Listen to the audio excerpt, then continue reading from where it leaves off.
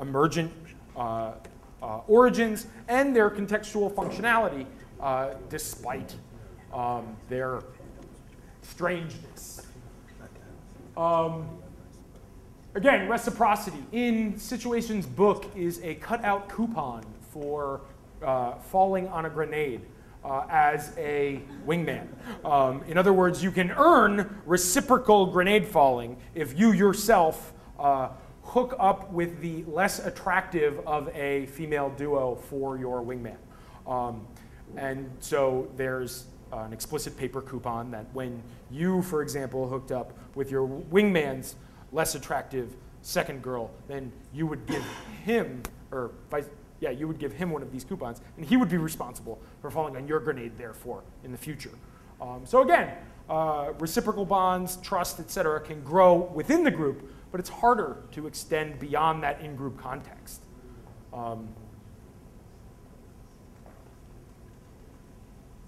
So lastly, again, there's an apathy towards egalitarian violence. What do I mean by that? I mean, there seems to be an implicit understanding that girl fights aren't really that damaging to the health or welfare of the women involved in them.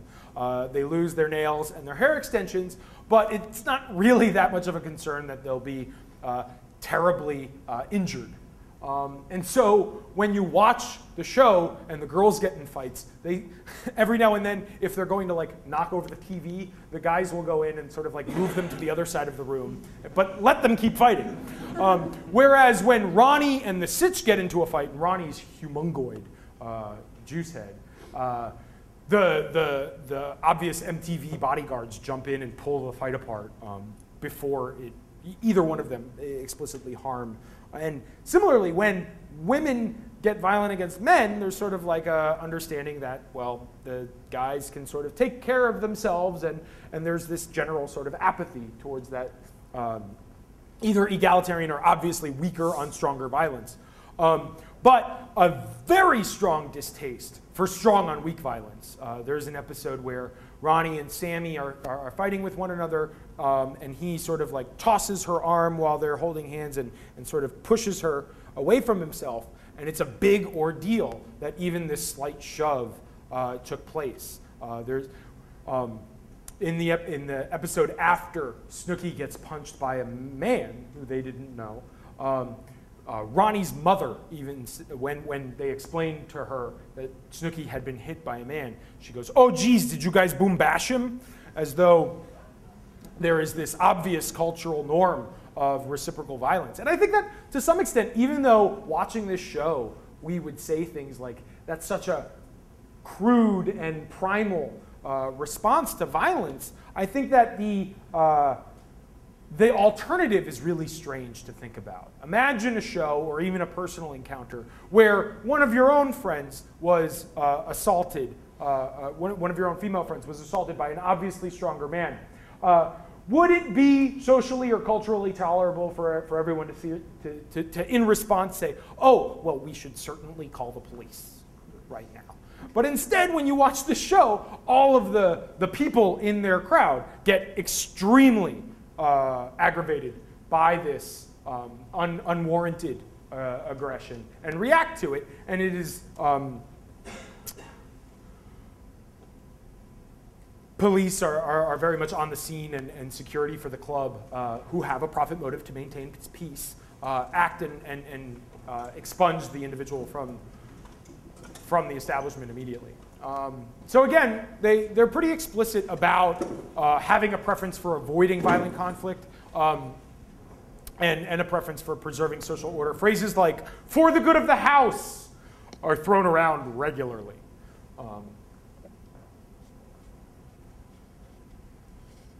So lastly, I want to talk about how it is that people comment on the Jersey Shore. Haters gonna hate. So this is the situation. Whenever you attempt to do something extraordinary in your life, whenever you put yourself out there in an attempt to succeed and in turn risk falling flat on your face, there are going to be people on the sidelines second-guessing you and making fun of you as a mechanism to disguise their own fear and envy for the life they're watching you achieve. Those people are called haters. So who hates on the Jersey Shore?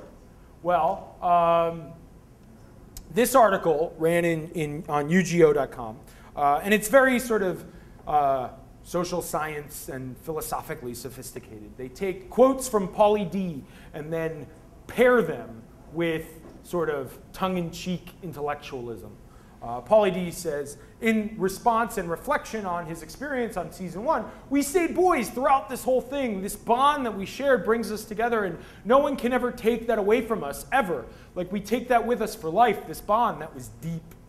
Now, I think that maybe while I wouldn't put my own life reflections in that same way, he seems genuine in that communication. And yet, here we have this guy, Chris Plant, responding, translating, so to speak. I misperceived the fabric of life to be spun from commodities such as fine gels and body sprays. Now my unquestionable faith is in doubt as the layered veils of consumerism and machismo lift, and beneath them I find a truthful quilt, my lifeline patched with acts of loyalty and empathy from my brothers. And it is this comforter I will retain as the temporal pleasures recede against the shoreline of my twilight years. So I think this is sort of a really pretentious way of poking fun at people who probably don't have as sophisticated a vocabulary as Mr. Plant.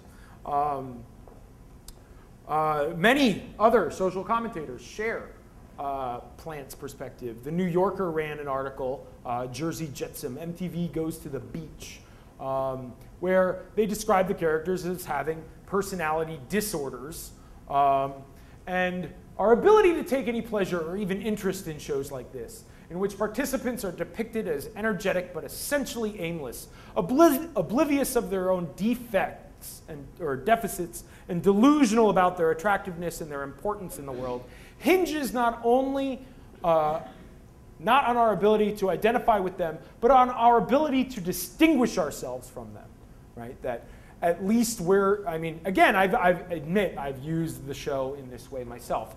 You don't want to be dumber than the situation, so you should obviously learn diminishing marginal value, because he gets it.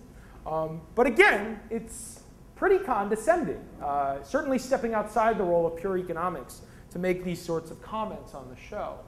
Lastly, and this one infuriated me when I came across it, this guy's at Harvard, and why 30 years of MTV is enough. And he gives this commentary on Fox News. How else can we explain the readiness of the network to pioneer the dissemination of an even more potent and potentially destructive, though very occasionally worthwhile drug, reality television?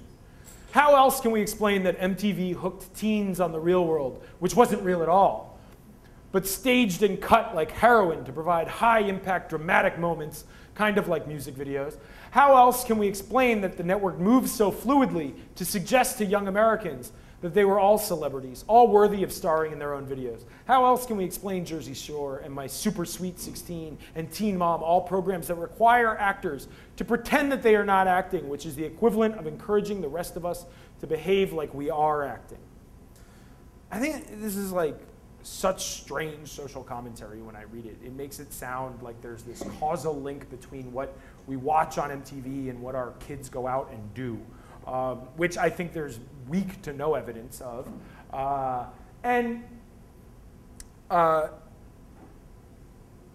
Lastly, it also implies a very strange aspect that these show that the behaviors that we observe on reality television should be judged as A, the intentional and designed outgrowth of a production network like MTV, or, which I think is sort of a false form of constructivism and anthropomorphism, that MTV is this puppet master, when in fact, the forms of individuality and autonomy that are communicated in or embraced by these characters are shared throughout pop culture today.